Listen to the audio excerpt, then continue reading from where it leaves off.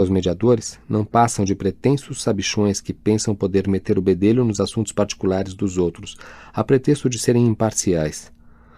Qual é o seu jogo aqui? O que você está tentando conseguir com tudo isso? Sair desta cidade terrível são e salvo.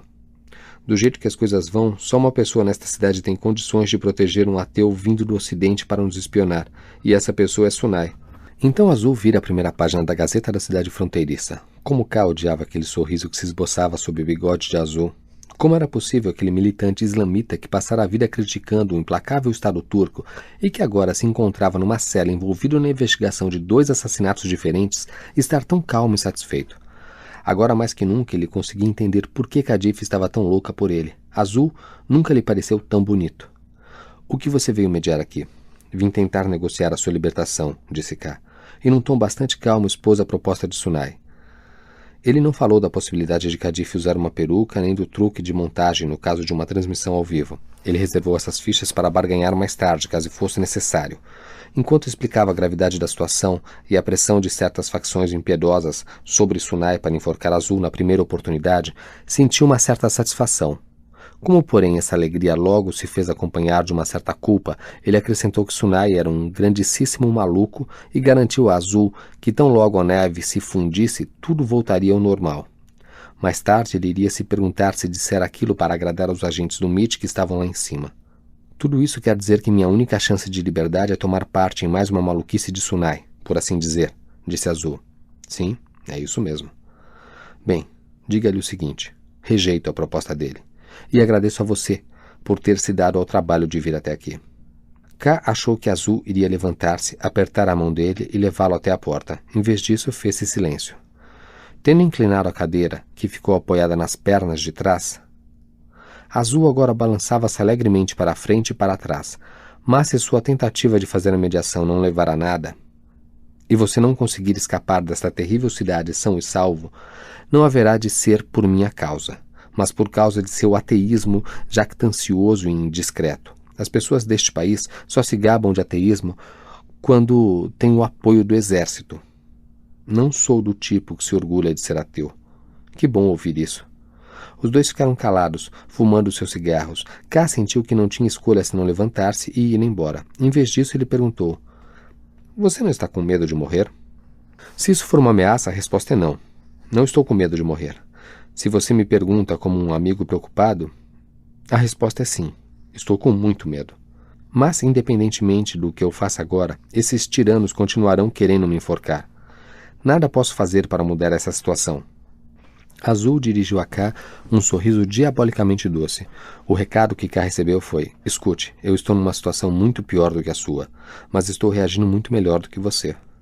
A vergonha obrigou K a admitir para si mesmo que seu pânico deriva da doce e dolorosa esperança de felicidade que vinha acalentando desde que se apaixonara por Ipek. Seria Azul imune a esse tipo de esperança? Vou contar até 9 e então me levanto e vou embora, disse ele consigo mesmo. 1, 2. Quando chegou ao 5, ele concluiu que, se não conseguisse dobrar Azul, nunca conseguiria voltar para a Alemanha com Ipek. Subitamente inspirado, ele começou a falar tudo o que lhe vinha à cabeça. Começou descrevendo um mediador desafortunado de um filme em preto e branco americano que vira quando criança. Então, ele lembrou a Azul que, quando as coisas voltassem ao normal, ele tinha certeza de que conseguiria fazer publicar o manifesto do Hotel Ásia na Alemanha. Então, ele observou que as pessoas que saem pela vida tomando decisões erradas por conta de paixões intelectuais inflexíveis terminam por se arrepender. Ele contou, como exemplo, a ocasião em que, num acesso de raiva, deixou um time de basquete para nunca mais voltar. Ele resolveu passar o tempo que passaria nas quadras vagando ao longo do Bósforo, contemplando o mar durante horas e horas, e, tendo dito isto, não conseguiu deixar de dizer a Azul o quanto amava Istambul, e quão bela era a pequena cidade litorânea de Bebek, num agradável anoitecer de primavera. Durante todo o tempo, ele lutava para evitar que o olhar gélido de Azul o reduzisse ao silêncio. Era como a última visita antes de uma execução. Mesmo que cedêssemos a todas as suas exigências, eles nunca manteriam sua palavra, disse Azul. Ele apontou para os papéis e a caneta em cima da mesa. Eles querem que eu escreva a história de minha vida, que eu conte todos os crimes que cometi. Se eu o fizer, e eles acharem que fui sincero, eles poderiam me perdoar, com base na lei sobre o arrependimento. Sempre tive pena dos idiotas que caem nesse tipo de mentira, para passar o resto da vida martirizando-se por terem traído a si mesmos. Mas como de qualquer jeito eu vou morrer, quero que os que vierem depois saibam de algumas coisas verdadeiras sobre mim. Na mesa havia várias folhas de papel já escritas, e ele pegou uma delas. Com a mesma expressão grave e um tanto ridícula que assumira ao dizer sua mensagem para Hans Hansen e para a imprensa alemã, ele começou a ler. Minha execução. No que tange à minha execução, gostaria de deixar claro que não me arrependo de nada do que fiz por motivos políticos em qualquer período da minha vida, inclusive hoje, quinta-feira, 20 de fevereiro. Meu pai é um funcionário aposentado do Departamento Regional do Tesouro de Istambul, e sou seu segundo filho. Durante a minha infância e nos primeiros anos de minha juventude, meu pai manteve ligações secretas com uma comunidade de derviches serrahi.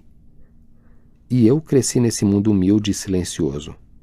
Em minha juventude, rebelei-me contra ele, tornando-me um esquerdista ateu, e ao entrar na universidade, juntei-me a outros jovens militantes para atirar pedras nos marinheiros que saíam dos porta-aviões americanos. Por essa época me casei, mas aí nos separamos e consegui sobreviver à crise. Durante muitos anos ninguém notou a minha existência. Eu era engenheiro eletrônico. Como odiava o Ocidente, admirei a Revolução do Irã. Voltei ao Islã.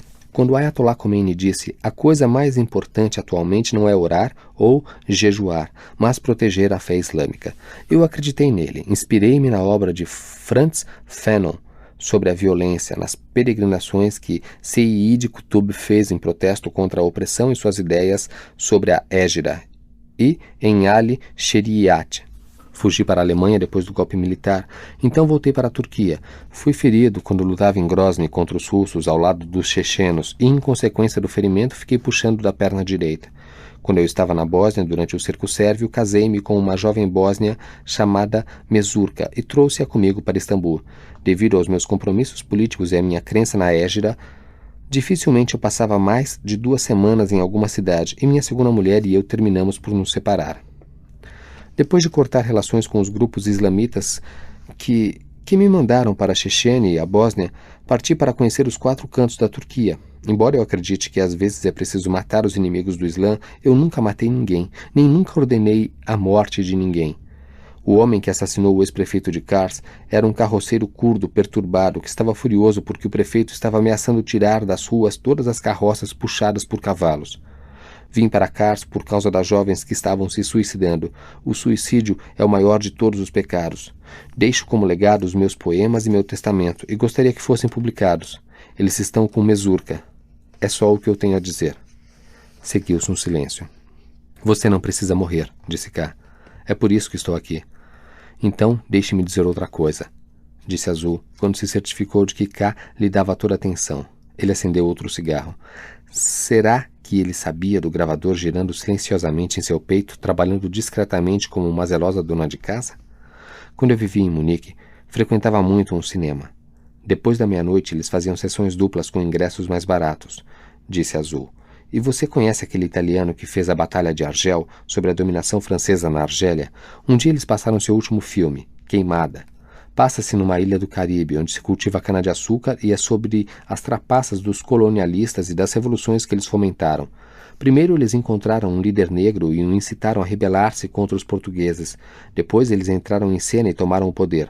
Após essa primeira derrota, os negros subelevam-se novamente. Dessa vez contra os ingleses, mas os ingleses os derrotam tocando fogo em toda a ilha. O líder das 2 rebeliões é preso, e logo chega a manhã de sua execução. E quem o procuraria naquele momento senão o homem que o descobriu, o homem que o incitou à primeira rebelião e que conduziu o esmagamento da segunda para os ingleses? Antes que a gente possa se dar conta do que está acontecendo, Marlon Brando entra na barraca em que o negro está preso. Ele corta as cordas e o liberta. Por quê? Azul levantou a cabeça com desdém. O que você acha? Assim ele não seria enforcado, claro. Marlon sabia muito bem que se enforcassem aquele homem, ele se tornaria uma lenda, e a população da ilha iria usar o seu nome como uma bandeira da revolta durante anos e anos. Mas o líder negro, sabendo exatamente por que Marlon cortar as cordas, ignora aquela chance de libertar-se e recusa-se a fugir. E eles o enforcaram? Perguntou K. Sim, mas o filme não mostra o enforcamento, disse Azul. Em vez disso, ele mostra o que aconteceu com Marlon Brando, o agente que, como você, tentou seduzir o condenado oferecendo-lhe a liberdade. Quando ele se preparava para deixar a ilha, um dos nativos o matou a facadas. Eu não sou um agente, disse K, sem conseguir conter a irritação. Não se melindre tanto com a palavra agente, afinal de contas eu próprio me considero um agente do Islã. Eu não sou agente de ninguém, insistiu K, ainda perturbado. Será que não colocaram alguma droga neste cigarro para me deixar atordoado e dobrar a minha vontade? Ah, a melhor coisa que a América deu ao mundo foram esses Marlboros vermelhos. Eu seria capaz de fumar esses cigarros pelo resto de minha vida. Se você usar a cabeça, pode continuar fumando seus Marlboros por mais 40 anos. É exatamente isso que quero dizer com a palavra agente, disse Azul. A principal tarefa de um agente é fazer as pessoas mudarem de ideia. O que quero dizer é que é estúpido deixar-se matar por esses fascistas loucos e sanguinários, e tampouco espere tornar-se um símbolo da revolução. Isso não vai acontecer. Quanto aos carneirinhos desta cidade, eles podem ter fortes convicções religiosas, mas no frigir dos ovos obedecem mesmo às determinações do Estado. De todos aqueles sheiks que se insurgiram temendo um recuo da religião, de todos os militantes treinados no Irã, e mesmo de gente como Said Nursi, que gozou de grande fama, não restam nem os túmulos. Quanto a todos os líderes religiosos deste país que sonham que um dia seus nomes se tornem emblemas da fé, os soldados enchem os aviões com seus corpos e os jogam no mar. Mas você sabe de tudo isso. Os cemitérios do Hezbollah em Batman, que recebiam tantos peregrinos, certa noite foram todos demolidos. Onde estão esses cemitérios agora? No coração do povo. Palavras sem sentido. Apenas 20% da população vota nos islamitas. E no Partido Islamita Moderado, por sinal. Se é tão moderado, por que eles entram em pânico e dão um golpe de Estado? Por favor, explique-me isso. Basta dessa sua mediação imparcial. Eu sou um mediador imparcial, disse K, elevando a voz. Não, não é. Você é um agente do Ocidente, você é um escravo dos cruéis europeus. E, como todos os escravos de verdade, você nem ao menos sabe que é. Você não passa de um típico europeuzinho de Nissantas. Você não apenas foi educado para desprezar suas próprias tradições, mas também imagina viver num plano acima de gente comum. Para a gente de sua laia, o caminho para uma boa vida moral não passa por Deus nem pela religião, nem por participar da vida das pessoas comuns. Não, é só uma questão de macaquear o Ocidente. Talvez uma ou outra vez você faça uma ou outra crítica às tiranias impostas aos islamitas e curdos, mas no íntimo não se importa nem um pouco quando os militares tomam o poder. E se eu lhe fizesse a seguinte proposta? Cadife podia usar uma peruca sob o manto e assim, quando ela descobrisse a cabeça, ninguém veria seu cabelo de verdade. Você não me fará tomar vinho, disse Azul. Ele também levantou a voz. Recuso-me a ser um europeu e não vou imitá-los feito macaco. Vou viver minha própria vida, minha própria história. E não ser senão quem eu sou. Eu acredito que é possível ser feliz sem macaquear os europeus, nem se tornar escravo deles. Há uma coisa que está sempre na boca dos admiradores da Europa, quando querem denegrir o nosso povo. Para ser um verdadeiro ocidental, a pessoa deve primeiro tornar-se um indivíduo. E aí eles completam dizendo que na Turquia não há indivíduos. Bem, é assim que agora encaro minha execução. Estou enfrentando os ocidentais como um indivíduo, e é por ser um indivíduo que me recuso a imitá-los. Sunai acredita tanto na força da peça que posso fazer o seguinte para você. O Teatro Nacional vai estar vazio. A câmera de televisão mostrará primeiro Cadife tirando o manto. Então podemos fazer um truque de edição e mostrar os cabelos de outra pessoa. Acho muito suspeito ver você fazer tantos malabarismos para me salvar. Eu estou muito feliz agora, disse K. E, ao dizer isso, sentiu-se culpado como se estivesse mentindo. Nunca fui tão feliz em toda a minha vida. Quero preservar essa felicidade. E o que é que o faz tão feliz? K não lhe deu a resposta que mais tarde lhe pareceu ser a mais sensata. Porque estou escrevendo poemas novamente. Tampouco lhe disse porque acredito em Deus. Em vez disso, ele deixou escapar, porque estou apaixonado. E acrescentou, e vou levar meu amor comigo para Frankfurt. Por um instante ele ficou contente em poder falar tão abertamente sobre seu amor com uma pessoa praticamente estranha. E quem é esse seu amor? A irmã de Cadife, Ipek. K percebeu a perplexidade de Azul, lamentou sua explosão de alegria e se calou. Azul acendeu outro Marlboro. Quando um homem se sente tão feliz que deseja confessar sua felicidade a alguém, prestes a ser executado, é uma dádiva de Deus. Suponhamos que eu aceite suas propostas de ir embora da cidade para salvar sua felicidade. Suponhamos que Cadife dê um jeito de participar da peça usando algum truque que salve sua honra, dando também à irmã a esperança de ser feliz. Que garantia tenho eu de que essa gente vai cumprir a palavra e me libertar? Eu sabia que você ia perguntar isso, exclamou K. Ele fez uma pausa, levou o dedo aos lábios e, com um gesto, pediu que Azul ficasse calado e olhasse. Ele desabotoou a jaqueta e desligou de forma ostensiva o gravador que estava em seu peito. Vou responder por você e eles podem libertá-lo antes, disse ele. Kadif só entra em cena depois de ter a confirmação de que você foi solto e voltou para o esconderijo. Mas para conseguir que Kadif concorde, você tem de escrever uma carta dizendo que você concordou com o plano. Precisa entregar a carta a ela pessoalmente. Ele ia concebendo aquilo tudo à medida que falava. E se você me disser como deve ser libertado e onde eles devem deixá-lo, sussurrou ele, eu consigo que eles façam como você deseja. E aí você vai poder ficar escondido até as estradas se abrirem novamente. Pode confiar em mim, você tem a minha palavra. Azul entregou a K uma folha de papel. Escreva aí que você, K, é ao mesmo tempo mediador e avalista de minha libertação e de minha saída são e salvo de Kars, em troca da participação de Kadif numa peça em que ela vai tirar o manto, sem que isso atinja sua honra. Se você não cumprir o prometido, se tudo não passar de uma armadilha, que punição deve receber o mediador? O que fizerem com você farão comigo também, disse K. Ok, escreva isso então. K deu a Azul uma folha de papel.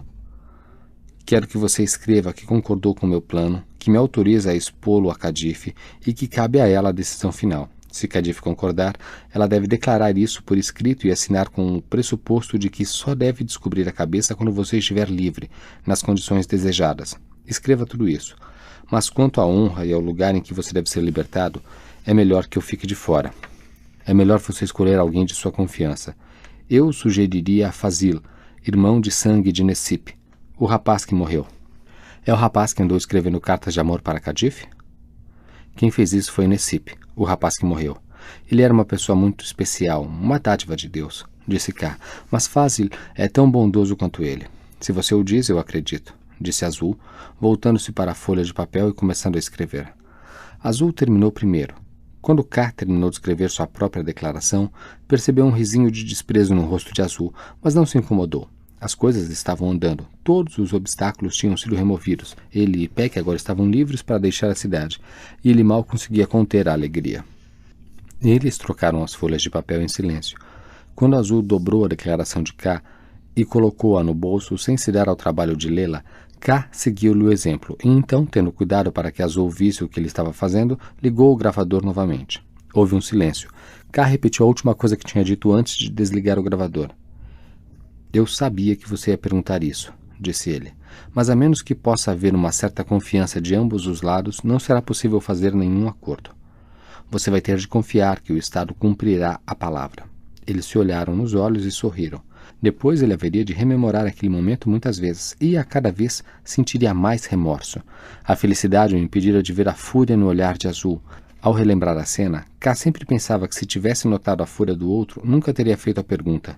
Será que Kadif vai concordar com o plano? Vai sim, sussurrou Azul, os olhos brilhando de fúria. Houve outro pequeno silêncio. Como você quer fazer um acordo comigo que me salve a vida? Você poderia me contar um pouco mais sobre sua grande felicidade? Nunca amei ninguém assim em toda a minha vida, disse K. Suas palavras soaram ingênuas e meio canhestras, mas mesmo assim ele as tinha dito. Para mim só existe uma chance de felicidade, e essa chance é Ipek. E você, como define felicidade? Felicidade é encontrar um outro mundo onde se possa viver, um mundo onde seja possível esquecer toda essa pobreza e tirania. Felicidade é tomar alguém nos braços e saber que está enlaçando o mundo inteiro. Ele ia dizer mais alguma coisa, mas Azul levantou-se de um salto. Naquele instante, o poema a que mais tarde K daria o título de Xadrez começou a surgir em sua mente. Ele lançou um rápido olhar a Azul e então, deixando-o parado onde estava, tirou o caderno do bolso e começou a escrever. Enquanto ele rabiscava os versos do poema, que era sobre felicidade e poder, sabedoria e ganância, Azul olhava por sobre o ombro dele, curioso de saber o que estava acontecendo. K sentia que Azul o estava observando e essa imagem também foi incorporada ao poema. Foi como se a mão que estava escrevendo pertencesse a outra pessoa. K sabia que Azul não poderia perceber isso, o que não o impediu de desejar que o outro soubesse que sua mão era guiada por uma força maior. Mas não foi isso o que aconteceu. Azul sentou-se à beira da cama e ficou fumando melancolicamente, como fazem os condenados em todo o mundo. Num impulso que mais tarde ele passou muito tempo tentando, em vão, entender, K se pegou abrindo novamente o coração para Azul. Antes de vir para cá, fazia anos que eu não escrevia um poema, disse ele. Mas desde que cheguei a Kars, todas as estradas que levam à poesia tornaram-se a abrir. Atribuo isso ao amor a Deus que senti aqui. Não quero destruir suas ilusões, mas seu amor a Deus é inspirado em romances ocidentais, disse Azul. Num lugar como este, se você venera a Deus como um europeu, fatalmente cai no ridículo. Então você nem ao menos pode acreditar que acredita. Você não pertence a este país, você não é mais turco. Primeiro procure ser como todo mundo, depois procure acreditar em Deus. Cá sentia o ódio de Azul. Ele pegou algumas folhas de papel da mesa e, dizendo que precisava encontrar Sunay e Kadif imediatamente, bateu na porta da cela. Quando ela se abriu, ele se voltou para Azul e lhe perguntou se tinha alguma mensagem especial para Kadif. Azul sorriu. Tenha cuidado, disse ele. Não deixe ninguém matar você. O senhor não vai morrer de verdade, vai? Barganha em que a vida rivaliza com o teatro e a arte com a retórica. Já no pavimento superior, enquanto os agentes do MIT lhe tiravam as faixas com que tinham prendido o gravador ao peito, K tentava agradar, imitando seu ar de eficiência desdenhosa e ridicularizando Azul. Isso pode explicar por que ele não estava preocupado com a agressividade de Azul lá embaixo. Ele mandou o motorista do caminhão do exército de volta ao hotel com ordens para esperar, ladeado por guardas militares. Ele atravessou a guarnição de ponta a ponta. O alojamento dos oficiais dava para um grande pátio coberto de neve, onde bandos de meninos, entre os choupos, atiravam bolas de neve uns nos outros. Uma menina de casaco de lã vermelho e branco, que lembrou a K1 que ele usava no 3º ano primário, estava à parte, esperando. Um pouco mais adiante, 2 coleguinhas suas faziam um boneco de neve. O ar estava cristalino, a forte tempestade cessara e começava a esquentar um pouco. De volta ao hotel, ele foi imediatamente ver Ipek. Ela estava na cozinha usando uma bata, do tipo que as meninas de todos os liceus da Turquia usavam outrora, e sobre ela um avental. Enquanto a olhava com os olhos cheios de alegria, morria de vontade de abraçá-la, mas havia outras pessoas na sala, por isso ele se conteve e contou o que se passara naquela manhã. As coisas estão indo bem, disse ele, não apenas para eles, mas também para Kadif. Falou que, embora o jornal tivesse sido distribuído sem a correção, ele já não temia ser morto a tiros. Havia muito mais a dizer, mas então Zahid entrou na cozinha para fazer um pedido em favor dos 2 soldados que vigiavam a porta. Ela perguntou a Ipek se podia convidá-los a entrar e oferecer-lhes um pouco de chá. Nos poucos instantes que ficaram a sós, Ipek propôs que continuassem a conversa lá em cima. Em seu quarto, K pendurou o casaco e se pôs a fitar o teto enquanto esperava Ipek. Com tanta coisa a discutir, K sabia que logo ela estaria ali, sem se fazer de rogada. Mas não demorou muito e ele se viu presa de um negro pessimismo. Primeiro imaginou que Ipek se atrasara porque cruzara com o pai. Depois começou a temer que, por causa da confusão toda, ela não queria estar com ele. A velha dor voltou, irradiando-se de seu estômago como um veneno. Se aquilo era o que os outros chamavam de dor de amor, não pressagiava nenhuma felicidade.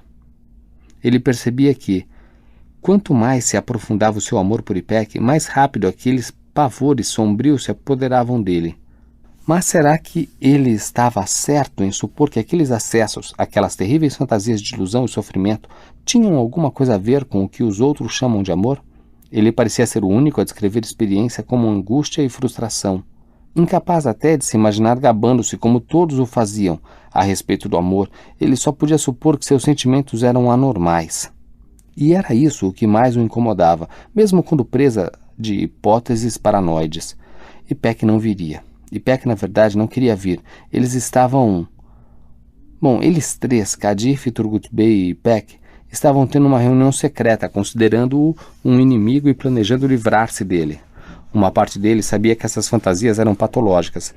Assim, por exemplo, quando seu estômago começava a doer com as terríveis visões de Ipek apaixonada por outro homem, outra região de seu cérebro repetia que estas não passavam de um sintoma de sua doença. Às vezes, para aliviar a dor e apagar as cenas nocivas que invadiam seus pensamentos, na pior delas, Ipek recusava-se até a ver K. Quanto mais ir com ele para Frankfurt, ele procurava, só com a força de vontade, refugiar-se na razão, a única parte de sua mente que o amor não conseguira abalar. Claro que ela me ama, repetia para si mesmo. Não. Bom, se não me amasse, por que pareceria tão enlevada? Concentrado nesses pensamentos, suas ansiedades desapareceriam. Mas logo uma outra preocupação vinha rapidamente desfazer sua precária paz interior. Ele ouviu passos no corredor. Não podia ser Ipek, disse ele para si mesmo. Era alguma outra pessoa vindo lhe dizer que Ipek não viria. Então, quando abriu a porta e a viu, sentiu alegria e hostilidade ao mesmo tempo. Ele havia esperado por 12 longos minutos. Seu consolo foi ver que Ipek se arrumara e passara batom. Falei com meu pai e lhe disse que vou para a Alemanha, disse ela. K ainda estava tão dominado pelas sombrias imagens de sua cabeça que sua primeira reação foi de desapontamento. Ele não podia dar toda a sua atenção a Ipek. O fato de não ter conseguido demonstrar nenhum prazer com a notícia deixou Ipek com algumas dúvidas. Ou, mais precisamente, com uma desilusão que a fez pensar em recuar. Ela sabia que K estava loucamente apaixonado e dependente dela como uma criança de 5 anos infeliz, que não pode ficar afastada da mãe. Sabia também que ele queria levá-la para a Alemanha, não apenas para partilhar com ela as alegrias de seu lar em Frankfurt. Sua maior esperança era a de que, quando estivesse bem longe de todos aqueles olhares de Kars, ele a possuísse de forma absoluta. Querido, você está preocupado com alguma coisa? Nos anos que se seguiram, quando sofri os tormentos do amor, K haveria de lembrar-se 1000 vezes com que doçura e delicadeza Ipek fizera aquela pergunta. Ele lhe falou dos terríveis pensamentos que ficaram lhe passando pela cabeça. Narrou-os um a um, a terrível sensação de desamparo, as piores cenas de terror que vira desfilar diante dos olhos. Se os sofrimentos do amor lhe causam tanto medo, não posso deixar de imaginar que você já teve uma mulher que o feriu profundamente. Já sofri um pouco na vida, mas agora já estou apavorado em imaginar quanto você pode me fazer sofrer. Não vou fazê-lo sofrer de modo algum, disse Ipek. Estou apaixonada por você. Vou para a Alemanha com você. Tudo vai dar certo. Ipek o abraçou com todas as suas forças e eles fizeram amor com tal facilidade que K mal conseguia acreditar. Agora ele não sentiu nenhuma necessidade de tratá-la com rudeza. Ao contrário, sentiu prazer no abraço forte mas terno, exaltando com a brancura de sua pele delicada. Mas ambos tinham a mesma percepção de que não estavam se amando com a mesma intensidade da noite anterior. Os pensamentos de K estavam nos planos de mediação. Ele raciocinava que, se por uma vez na vida ele conseguira ser feliz, e se usando a cabeça conseguisse não apenas sair de Kars, são e salvo, mas também acompanhado de seu amor, essa felicidade duraria para sempre. Ele ficou pensando nisso por algum tempo. Sorriu, olhou pela janela e, para sua grande surpresa, sentiu a chegada de um novo poema. Ele o escreveu bem depressa, da forma como lhe vinha à cabeça, enquanto Ipek o olhava com amorosa admiração.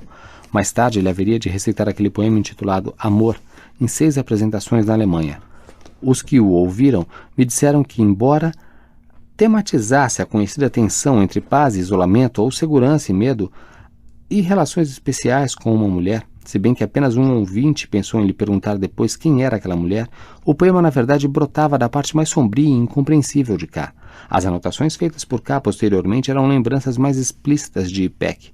Falavam da falta que ela lhe fazia e demoravam-se em pequenos detalhes sobre sua maneira de vestir e seus movimentos. A forte impressão que Ipek me causou quando a conheci talvez se deva ao fato de eu ter lido e relido tantas vezes essas anotações. Ipek vestiu-se rapidamente e se foi. Ela tinha de se despedir da irmã, mas um instante depois Kadif estava à sua porta.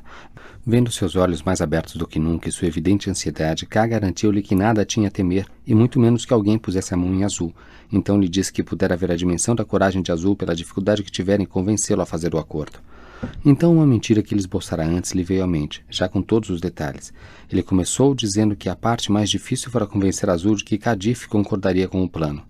Ele disse que Azul temia muito que Kadif se ofendesse e que só podia concordar depois de discutir o assunto com ela. Nesse ponto, Kadif ergueu uma sobrancelha.